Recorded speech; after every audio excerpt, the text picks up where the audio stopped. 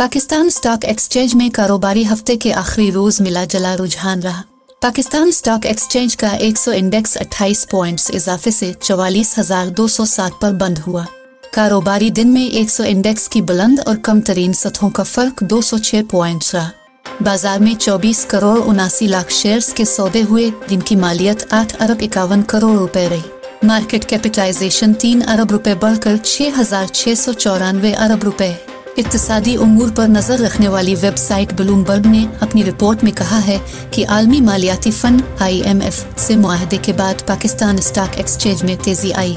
Bloomberg की report के मुताबिक गुज़िश्ता एक हफ्ते के दौरान पाकिस्तान स्टॉक एक्सचेंज में 11% इजाफा हुआ, जो कि किसी भी दूसरी स्टॉक मार्केट से बेहतर है। इस हवाले से माशी तज्जियाकार मोहम्मद सुहेल का कहना है कि पाकिस्तान और IMF के मुआहदे की IMF बोर्ड से मंजूरी और सऊदी अरब, मुत्तहिदा अरब अमारात और दीगर ज़राए की जानिब से आने वाली फंडिंग आइंदा हफ्तों में अहम होगी। दूसरी जानिब IMF से मुआहदे के बाद गुज़िश्ता एक हफ्ते में पाकिस्तान के यूरो बॉन्ड्स की मालियत में भी तेजी से इजाफा हुआ है।